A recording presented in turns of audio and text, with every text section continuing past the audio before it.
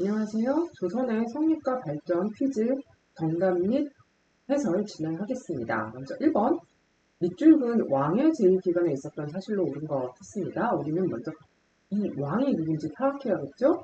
네, 조선 때 전국적인 규모의 여론조사를 실시한 왕이라고 나옵니다.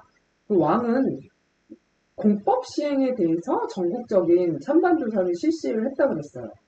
그러면 이 공법의 정체는 무엇이냐? 여러 차례 보완을 거쳐서 토지의 비옥도와 통용에 따라서 조세를 차등 징수하는 내용의 공법을 확정했다 나왔습니다. 이거는 우리가 세종 때에 진행했던 연분구등, 그다음 전분육등법에 대한 내용이고, 이거를 세종은 전국적으로 여론조사를 실시해서 백성들이 이 법을 마음에 들어 하는지에 대해서 조사하라 그랬죠. 굉장히 당시의 기준으로 보기에 놀라울 정도로 합리적이고 굉장히 정교하게 설계된 조세제도라고 얘기를 했었습니다. 세종 때 실시했고, 그러면 우리는 세종 때 있었던 다른 일들을 찾아볼 수 있겠죠. 세계 지도인 혼일 강리 역대국 지도를 제작했다라고 나왔습니다. 동양에서 가장 오래된 세계 지도라고 했었는데, 혼일 강리 역대국 지도는 세종의 아버지 태종 때 만들어졌던 거죠. 각지의 농법을 작물별로 정리한 농사 직설이 간행되었다.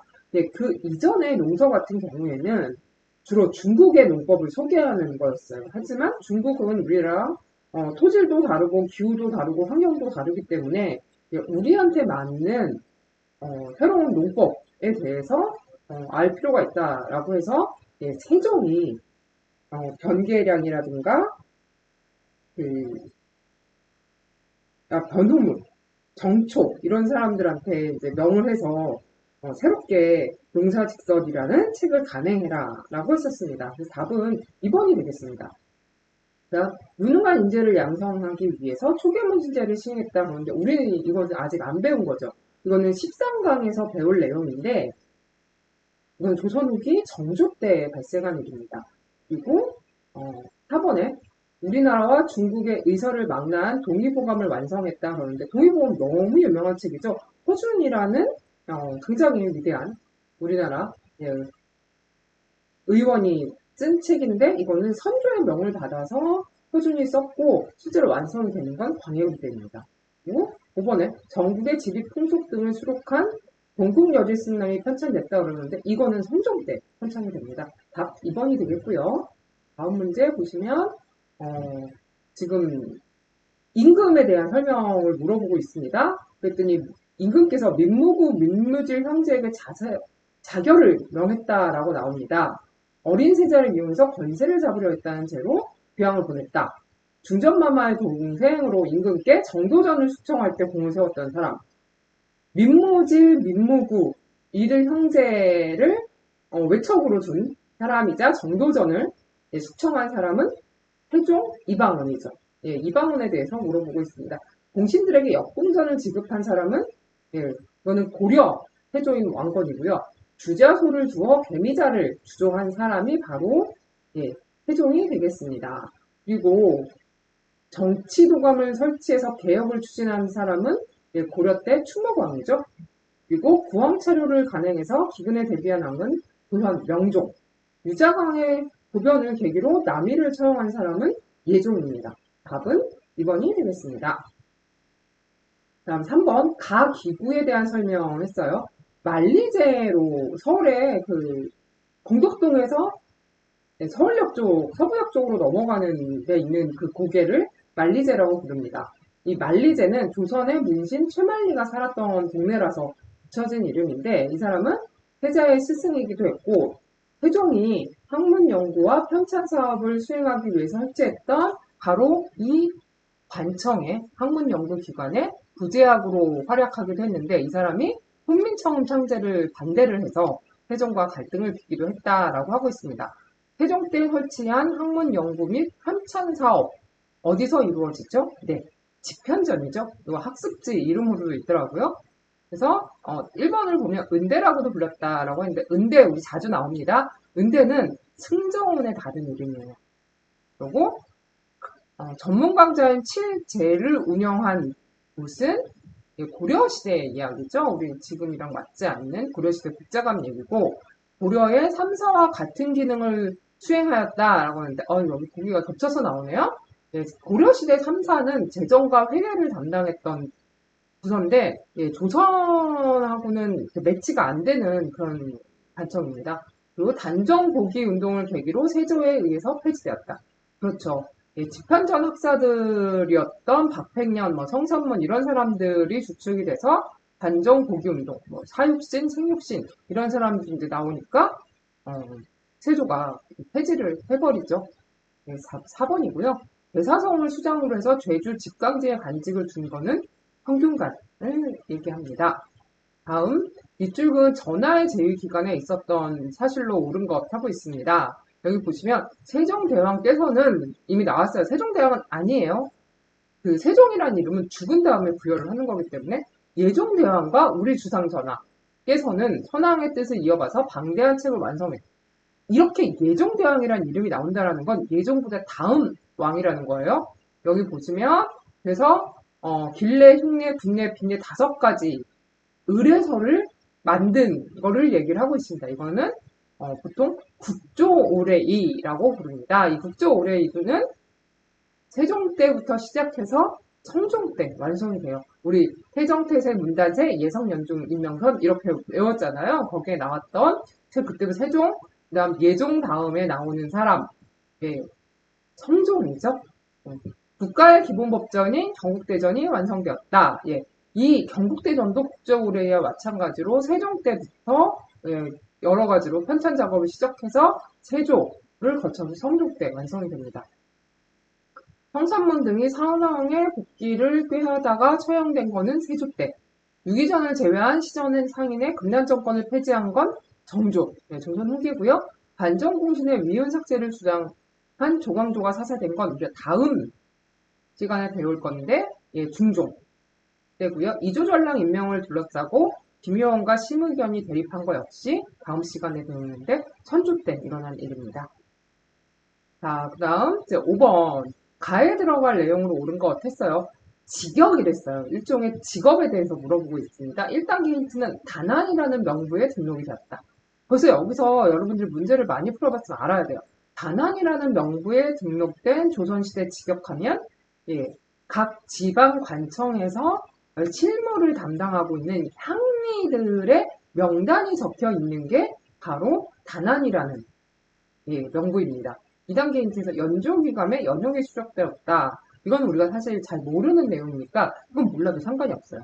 3단계 힌트 가면 지방행정 실무를 담당했다. 여기서 벌써 나오죠. 우리 이후, 예병, 형궁 해서 이방, 호방, 병방 이런 거 여러분 들어봤을 거예요. 그런 업무를 담당하는 사람들, 향리에 대한 문제고요. 창피제의 적용을 받았다. 이거는 지방 관리들이에요.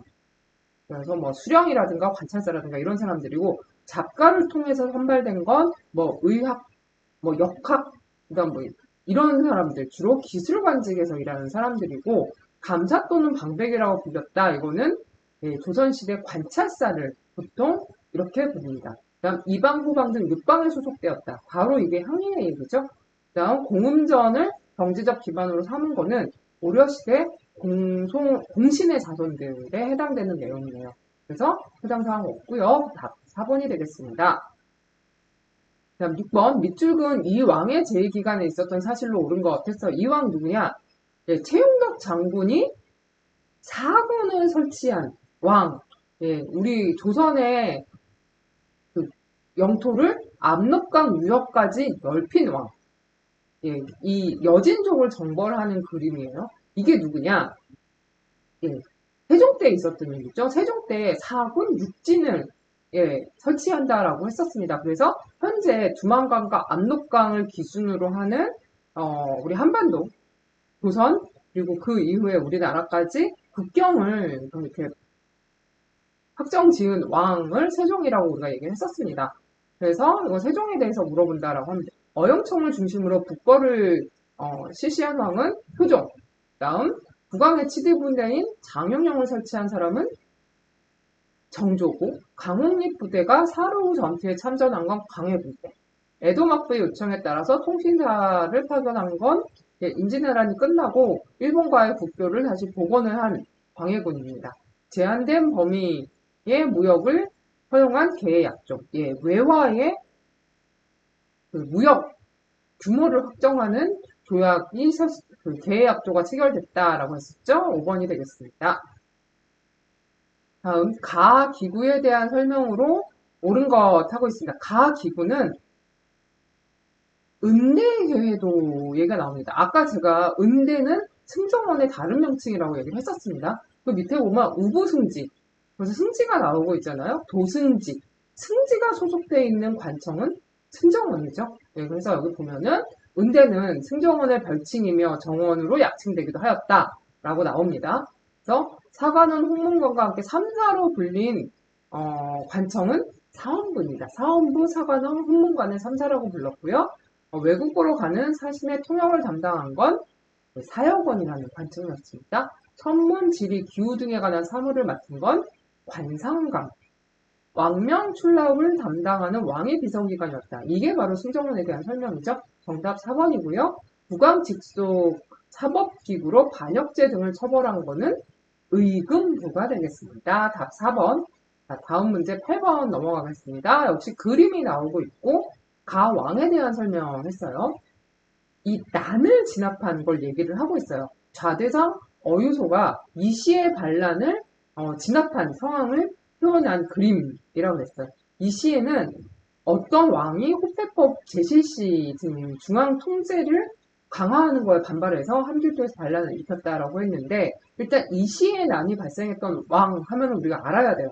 세조를 얘기를 하는 거고 호패법 제실시 중앙 통제 강화 전부 다 예, 세조를 얘기를 하고 있죠. 그래서 1번 주자소를 설치하여 개미자를 주조한 건 세종이라고 그랬습니다. 현직 관리를 대상으로 직전법을 실시했다. 이게 제조 이야기죠. 그리고 조선의 법전인 경국대전을 완성한 거는 예, 성종 때 일이죠. 그리고 기후약조를 체결하여 일본과의 무역을 재개한 건 임진왜란 이후에 광해군, 해비윤씨 사사 사건을 빌미로 갑자사화를 일으킨 사람은 연산군.